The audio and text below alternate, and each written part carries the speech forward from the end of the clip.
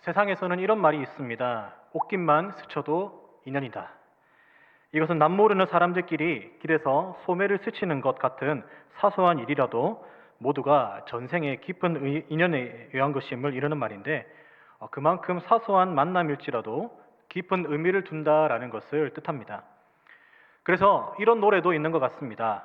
우리의 만남은 우연이 아니야. 하지만 우리는 세상에서 말하는 사람과의 만남에 대해 일반적인 만남과 인연보다 더 깊은 영적 의미로 해석을 합니다. 특별히 한 분이신 하나님을 믿는 교회에서의 만남은 더욱 그리하죠. 바로 하나님께서 만나게 해주셨고, 단순히 만남으로 모든 것이 끝난 것이 아니라 복음을 전하는 일에 함께하는 동력자, 서로 사랑하는 동력자로 만나게 해주셨다는 것입니다. 그리고 복음 안에서 만난 동력자들이 서로 사랑함으로 모인 곳이 바로 교회 공동체입니다. 이런 복음 안에서의 만남은 오늘 읽은 바울과 빌립보 교인들의 모습에서도 발견할 수 있습니다. 참고로 이 빌립보서는 바울이 감옥에 갇혔을 때 빌립보 교회에 쓴 편지입니다. 여러분들이 만약 감옥에 갇혔다라고 한번 가정했을 때 어떤 기분이 드시겠습니까? 저는 복음이고 뭐고 어떻게 하면 나갈 수 있을까? 그것만 생각해서 다른 사람은 눈에 들어오지 않을 것 같습니다. 하지만 바울은 옥중에서도 빌립보 교인들을 생각하며 편지를 썼는데, 그 첫 번째 이유는 빌립보 교인들은 옥중에 처한 바울에게 물질적으로 도움을 준 고마운 성도들이었기 때문에 감사하기 위해서였습니다.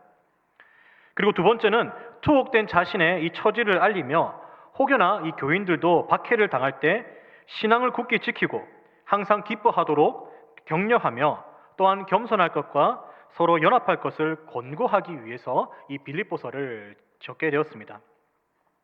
게다가 바울은 빌립보 교인들을 향해 기쁨으로 권고하고 있기 때문에 이 빌립보서를 기쁨의 서신이다라고 그렇게 불립니다. 이처럼 바울이 기쁨으로 빌립보 교인들을 향해 권고할 수 있었던 것은 5절에 나와 있듯이 복음을 위한 일에 바울과 빌립보 교인들이 함께 참여하고 있었기 때문이었습니다. 여러분, 복음을 위한 일, 즉 복음을 전하는 일에 함께 참여하여 서로 수고하고 때로는 서로 고난받는 가운데서도 그들은 하나가 될 수 있었습니다. 그 가운데서 바울은 빌립보 교인들을 생각할 때마다 하나님께 감사했으며 기도할 때마다 기쁨이 넘쳐났습니다. 이렇게 복음 안에서 시작된 바울과 빌립보 교인들 간의 관계를 통하여 교회 공동체는 어떤 모습을 지녀야 할 것인지 살펴볼 텐데, 결론부터 말씀드리자면 교회는 복음과 사랑의 공동체가 되어야 됩니다. 사실 교회에는 여러 가지 모습이 필요합니다. 그런데 오늘 본문을 통해 바울이 교회 공동체에 꼭 필요한 것을 복음과 사랑이라고 말하기 때문에 이 두 가지를 통해 우리 교회도 복음과 사랑의 공동체가 되기를 간절히 소망합니다. 우선 본문의 배경을 살펴보도록 하겠습니다. 두 가지를 알 수 있는데요. 첫 번째는 바울은 빌립보 교인들을 복음 안에서 감사와 기쁨의 대상으로 생각했다는 것입니다. 바울은 빌립보 교인들을 복음 안에서 기쁨과 감사의 대상으로 생각했습니다. 그런데 도대체 무엇이 바울을 항상 기쁘게 했으며 생각할 때마다 하나님께 감사하게 만들었을까요? 왠지 이 표현은 연인 관계에서나 어울릴 법한 그런 표현인데요. 바울에게 있었던 기쁨의 이유는 분명하고 확고했습니다. 3절에서 5절 말씀입니다. 내가 너희를 생각할 때마다 나의 하나님께 감사하며 간구할 때마다 너희 무리를 위하여 기쁨으로 항상 간구함은 너희가 첫날부터 이제까지 복음을 위한 일에 참여하고 있기 때문이라. 여러분, 3절에 나와 있는 감사하다라는 동사의 시제는 과거형이 아니라 현재형인데, 헬라어는 이 동사의 시제에 따라 그 의미가 확연히 달라집니다. 즉, 이 말은 과거에는 감사했고 지금 감옥에 갇혀있는 이 순간에는 감사하지 않다가 아니라 바울이 투옥되어 편지를 쓰고 있는 지금 이 순간에도 계속해서 그들을 생각할 때마다 하나님께 감사하고 있다라는 뜻입니다. 그리고 4절에 나와 있는 간구하다의 분사의 시제 역시 현재형이고, 무엇보다 이 항상이라는 부사를 사용함에 따라 바울은 빌립보 교인들을 위해 항상 감사하며 기쁨으로 하나님께 기도했음을 본문을 통해 알 수 있는 것이죠. 그만큼 바울은 빌립보 교인들을 위했습니다. 그런데 단순히 바울은 바울을 자신을 도와주었다는 이유 하나만으로 빌립보 교인들을 그렇게 위했던 것일까요? 아닙니다. 5절에서 밝히듯이 단순히 빌립보 교인들의 도움으로 인함이 아니라 첫날부터 지금 이 순간까지 복음을 위한 바울의 사역에 함께 동참했기 때문에 바울은 빌립보 교인들을 위해 기도할 때마다 기뻐할 수 있었고 하나님께 감사할 수 있었던 것이죠. 복음을 위한 일에 함께 참여한 빌립보 교인들이었기 때문에 바울은 그들을 위해 옥중에서도 기쁨과 감사로 편지를 썼던 것입니다. 그리고 복음을 위한 일에 참여하고 있다라는 이 말은 복음 안에서 교제하고 있다라고도 번역을 할 수가 있습니다.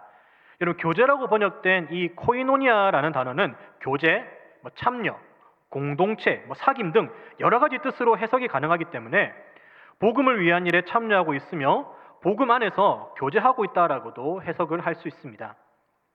어떤 해석이든 빌립보 교인들은 복음을 전하다가 투옥된 바울에 대해서 너무나 잘 아는 사람들이었습니다. 그렇기에 나도 복음을 전하면 바울과 같이 투옥될 수 있다는 것을 누구보다 더 잘 알았을 것입니다.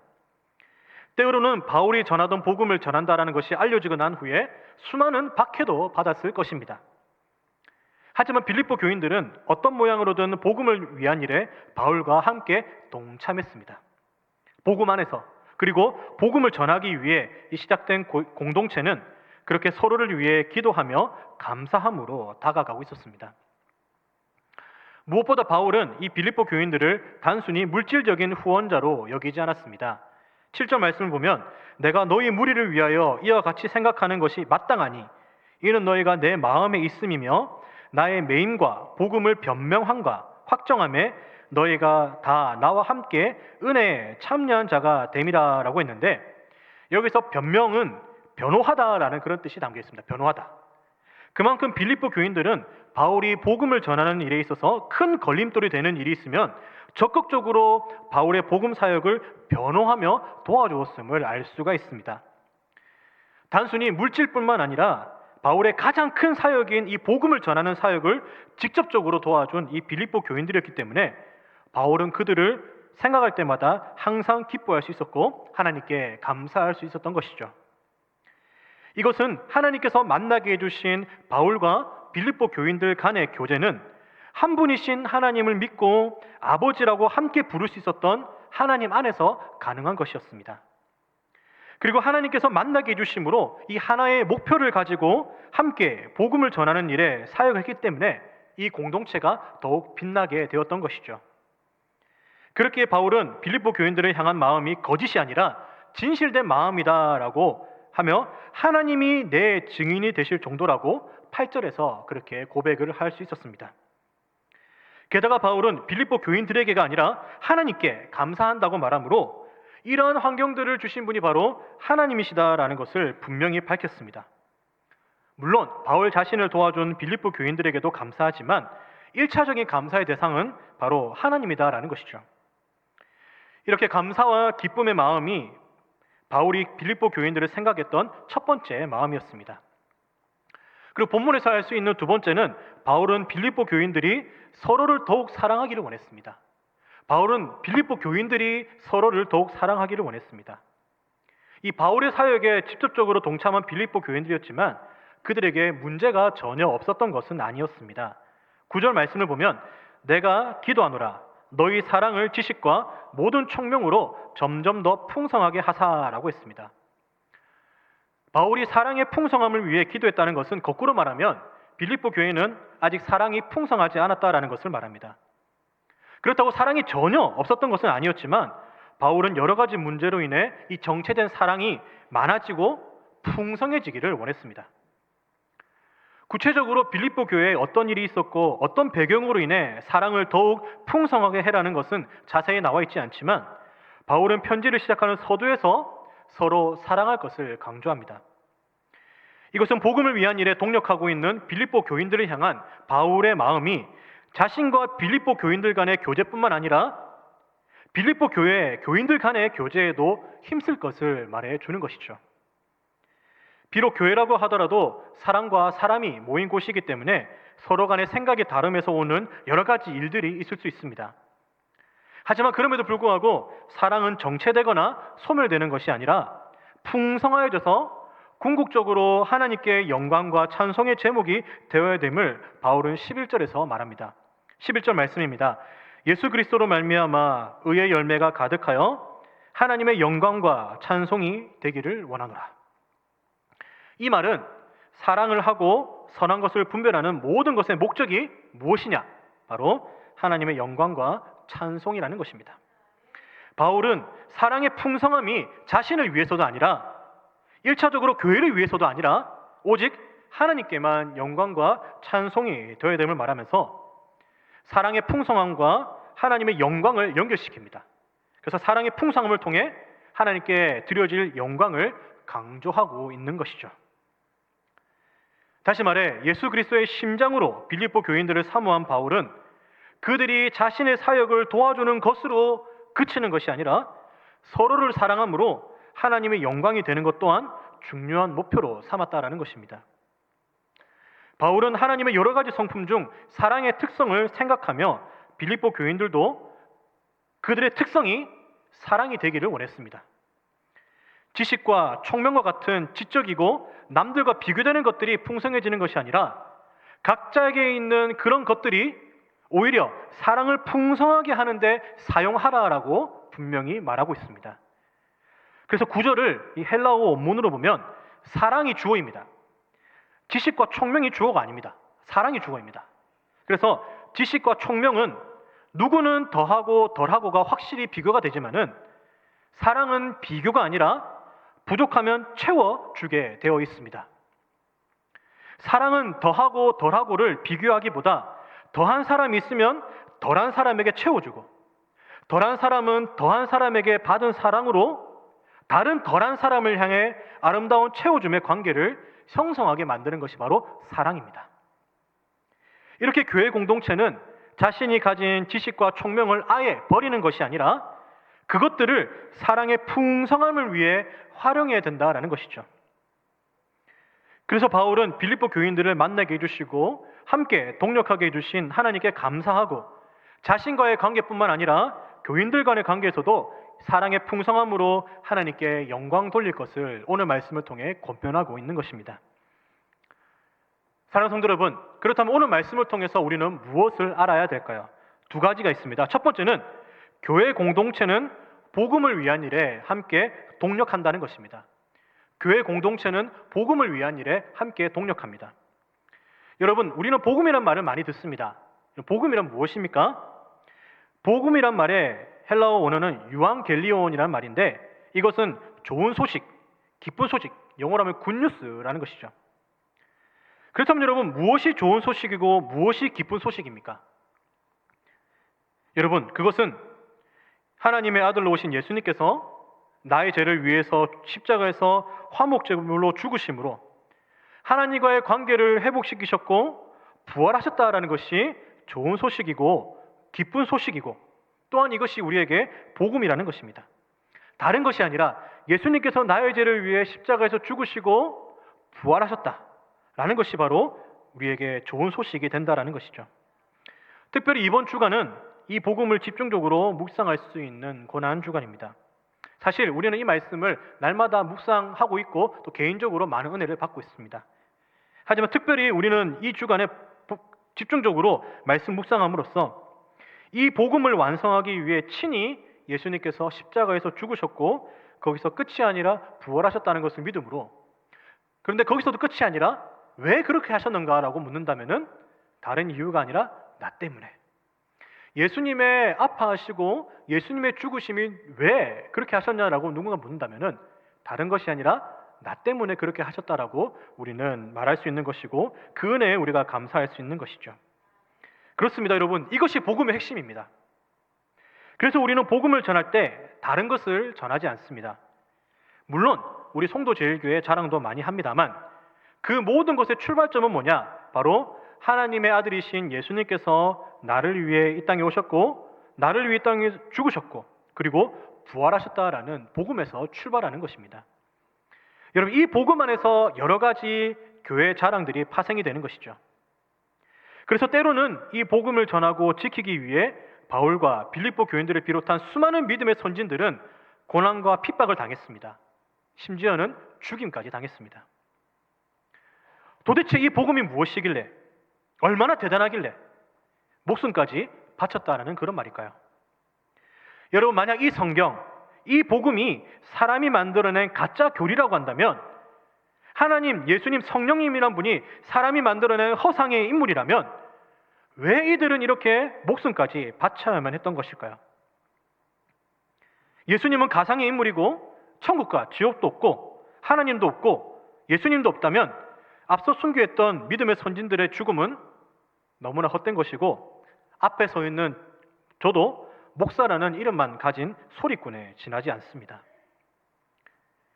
하지만 이 복음은 살아계신 삼위일체 하나님의 분명한 말씀의 사실에 근거한 것이기 때문에 바울과 빌립보 교인들은 여기에 목숨까지 걸었던 것이고, 그렇기 때문에 서로가 복음을 위한 일에 동력할 수 있었습니다.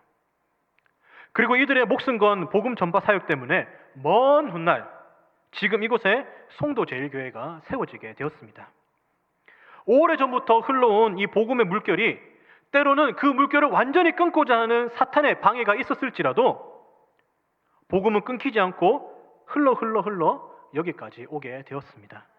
그리고 이제는 우리를 통해, 우리 교회를 통해 이 복음이 흘러가야 되는 것입니다. 여러분, 우리가 듣고 믿는 이 복음은 정말로 값진 복음입니다. 이것을 사수하기 위해 오래전부터 몸부림이 존재했습니다. 그래서 교회를 이루는 모든 성도님들은 복음을 위한 일에 참여하고 있기 때문에 우리는 동역자라는 말을 사용합니다. 동역자. 여러분, 동역자라는 말의 뜻은 한 가지 동일한 목적을 가지고 함께 일한다라는 그런 뜻을 가지고 있습니다. 한 가지 동일한 목적을 가지고 함께 일한다. 여러분, 그러면 우리의 한 가지 동일한 목적이 무엇입니까? 그것은 복음을 전하기 위한 사역입니다. 복음을 전하기 위한 분명한 목적을 가지고 복음을 위해, 그리고 복음적으로 함께 사역하고 있는 빌립보 교인들처럼 우리도 그 목적을 위해 이 땅에 있게 된 것이고, 그래서 7절에서는 바울이 이렇게 말합니다. 너희가 다 나와 함께 은혜에 참여한 자가 되었다. 그리고 그에 앞서 바울은 1절에서 그리스도 예수의 종 바울은이라고 자신을 소개합니다. 그리스도 예수의 종. 사실 여러분, 사역적인 측면에서나 지식적인 측면에서나 바울이 훨씬 뛰어났습니다. 그러나 바울은 그리스도 예수의 종이라고 자신을 표현했습니다. 그리고 예수님 안에서는 다 같은 종이다라고 말하며 복음 안에서는 모두 같은 동역자라고 그렇게 말합니다.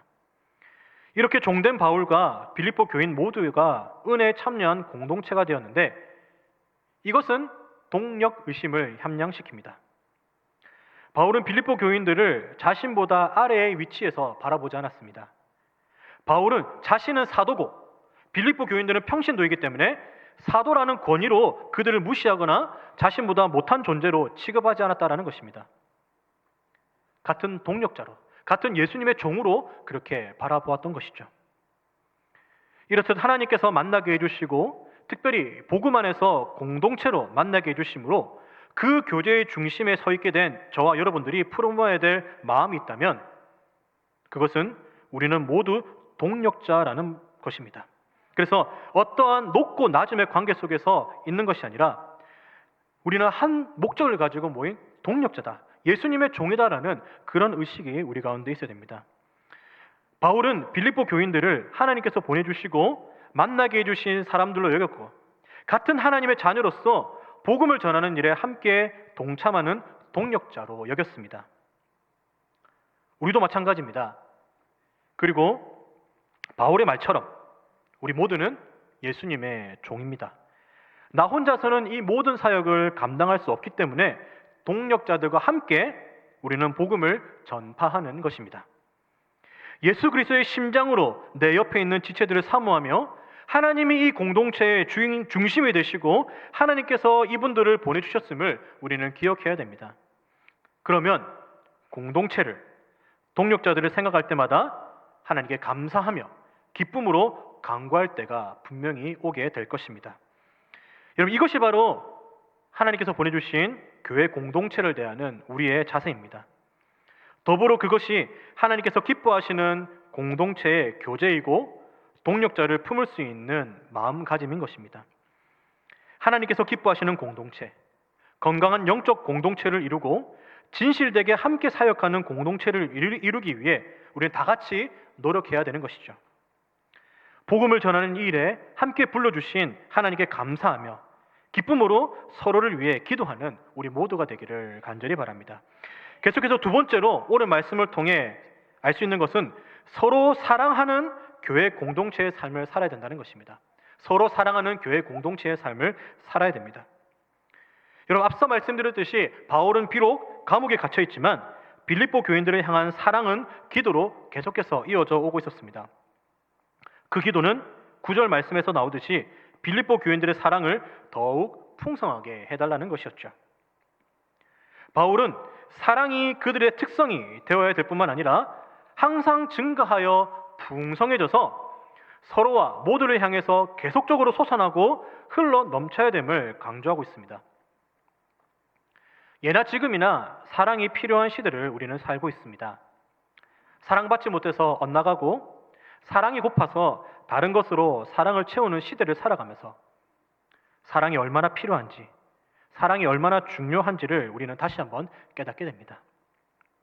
누군가를 사랑한다는 것, 누군가로부터 사랑을 받는다는 것만큼 지친 마음이 편히 쉼을 얻고 안식을 얻는 것은 없습니다. 우리는 하나님께로부터 오는 사랑과 은혜가 풍족합니다. 분명히 있습니다. 그런데 하나님께서는 옆에 있는 지체들, 하나님께서 보내주신 동력자들을 통해 주시는 그런 쉼과 안식도 분명히 있다는 것을 우리는 기억해야 됩니다. 예수님도 요한복음 13장 34절에서 말씀하시기를 새 계명을 너희들에게 주노니 서로 사랑하라. 내가 너희를 사랑한 것 같이 너희도 사랑하라라고 하셨습니다. 여러분, 사랑은 하나님의 성품 중에 하나이고 예수님의 마음을 잘 대표해주는 그런 단어이지만 우리에게 있어서는 잘 지켜지지 않고 지켜내기 힘든 단어이기도 합니다. 하지만 거기서 멈추거나 다른 사람에게만 해당된다라는 그런 말씀이 아니라 우리 모두가 서로 사랑하는 교회 공동체가 되기 위해 우리 모두가 노력을 해야 됩니다. 우리에게 동력자가 있다는 것은 우리의 사심을 위해 그들을 이용하기 위해서 존재하는 것이 아닙니다. 복음 안에서 교제하며 서로 사랑하게 만들어 그리스도를 아는 지식이 풍성하여짐으로 마침내 하나님의 영광과 찬송의 제목이 되게 하는 것이죠. 여러분, 그것이 교제의 중심에 서 있는 저와 여러분들이 해야 될 궁극적인 목표입니다. 사랑함으로 함께 울고 함께 웃고 함께 아파하고 함께 성장하는 공동체가 바로 건강한 공동체이고 진정한 교회 공동체라는 것입니다. 그래서 하나님께서 보내주신 동력자를 서로 사랑함으로 하나님께 영광이 되는 공동체가 되어야 됩니다. 하나님을 영화롭게 하고 영원토록 즐거워하는 것이 사람의 첫째 되고 가장 높은 목적이듯이 동력자들이 모인 공동체 안에서도 하나님께 영광을 돌리는 일이 나타나야 됩니다. 이것은 개인적인 신앙이 교회라는 공동체 안에서 개인적인 신앙이 드러나야 된다는 것을 뜻합니다. 왜냐하면 하나님께서는 우리를 혼자서 살아가게 하고 혼자서 신앙생활을 하도록 만들지 않으셨기 때문입니다. 하나님께서는 저 멀리 우리를 산속에서 혼자 살도록 내버려 두시지 않으셨습니다. 때로는 나와 맞지 않는 사람이 공동체 속에 있다 할지라도 서로를 배려하고 이해하며 사랑함을 배우게 하도록 그 공동체 안에서 살도록 우리를 부르셨습니다. 그래서 서로가 부족한 부분은 보완하고 모난 내 모습은 조금씩 깎여져 가고 미움과 질투, 용서하지 못하는 마음만 가득했던 내 삶에서 사랑을 통해 용서를 알게 되는 것이죠. 그러다가 결국에는 공동체 안에서 내가 성장하게 됩니다. 그리고 이렇게 서로가 조금씩 성장하게 되면 그 공동체도 함께 성장하게 되는 것이죠. 여기에는 다른 사람들의 노력도 필요하지만 나의 노력도 분명히 필요합니다. 부족한 것을 알면서도 나는 원래 그러니까, 내 성격은 원래 그러니까 하며 노력하지 않는 것은 공동체의 성장을 방해하는 요소입니다. 그래서 릭 워렌 목사님은 이렇게 얘기했습니다. 하나님은 우리 주변에 사랑하기 힘든 사람들을 두심으로써 우리에게 사랑하는 법을 가르치십니다. 우리를 사랑해주는 사람들을 사랑하는 데는 연단이 필요 없기 때문입니다. 라고 했습니다. 사랑하는 성도 여러분, 복음 안에서 시작된 교회 공동체는 복음을 위한 일에도 열심을 내어야 되지만 서로를 사랑하는 일에도 열심을 내어야 됩니다. 복음이 흘러 우리에게 전해졌듯이 교회 내에서도 서로 사랑함도 흘러 우리에게 전해졌습니다. 그렇기에 복음 없는 교회가 되어서는 안 되지만 사랑 없는 교회가 되어서도 안 됩니다. 사실 모든 사람을 사랑한다는 것이 어렵고 힘든 일인 것 잘 압니다. 하지만 그럴지라도 우리는 하나님의 말씀에 따라 서로를 사랑해야 됩니다. 그래서 서로가 조금씩만 양보한다면, 조금만 서로를 생각한다면 사랑이 교회 공동체를 더욱 풍성하게 할 것이고 이것을 통해 더욱 하나님께 영광을 돌리는 그런 공동체가 될 것입니다. 함께하는 공동체, 복음을 위한 일에 함께 동력한다라는 의식 속에서 서로 풍성히 사랑하며 서로를 위할 때 하나님께서 기뻐하시는 공동체가 될 줄 믿습니다. 무엇보다 사랑은 받는 사람만 있어서도 안 되고 주는 사람만 있다고 해서 풍성해지지 않습니다. 여러분, 사랑을 받았으면 주는 사람이 되어야 됩니다. 그리고 주는 사람이라면 당연히 다른 사람으로부터 받는 사람이 되어야 되는 것이죠. 여러분, 우리는 이런 말을 많이 합니다. 짝사랑은 성공하지 못한다. 실패할 가능성이 많다라고 하죠. 왜 짝사랑이 실패하는지 제가 곰곰이 생각해 봤습니다. 근데 짝사랑은 이렇지 않습니까? 상대방은 모르는데 나는 계속 사랑을 던집니다. 근데 사람인지라 사랑은 한계가 있습니다. 내가 뭔가를 체험받고 사랑을 체험받아야지 내가 그 사랑을 계속 던져줄 수 있는데 상대방은 내가 사랑을 주는 걸 모르니까 사랑을 체험받지 못합니다. 그러니까 짝사랑은 내가 계속 사랑을 주다 보니까 언제는 사랑이 고갈되어서 실패하는 것이 짝사랑이 아닌가라는 생각이 듭니다. 그런데 서로 사랑한다는 것은 어떤 의미입니까? 내가 사랑을 주면은 나도 다른 사람부터 사랑을 받게 되죠. 그러면 나는 이 사랑이 고갈되지 않고 계속해서 체험받아서 또 다른 사람에게 사랑을 줄 수 있는 것까지 나아가게 되는 것이죠. 여러분, 사랑이란 이런 것입니다. 나는 주는 사람만 되어서도 안 되고 나는 받는 사람만 되어서도 안 됩니다. 사랑은 주기도 하고 받기도 해야 됩니다.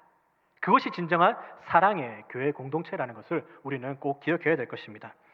그런 교회 공동체가 우리 교회가 되기 원합니다. 그래서 바울이 빌립보 교인들을 향해 기대했던 사랑의 풍성함을 하나님께서도 우리 교회를 향해 기대하고 계심을 우리는 절대 잊지 말아야 될 것입니다. 말씀을 맺도록 하겠습니다. 우리는 복음을 위한 일에 하나가 된 교회 공동체입니다.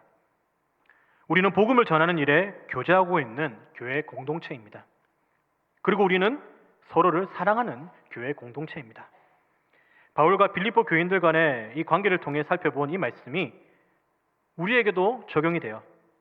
하나님께서 기뻐하시는 교회 공동체, 복음과 사랑의 교회 공동체를 이루는데 우리 모두가 노력하는 그런 교회가 되기를 간절히 소망합니다.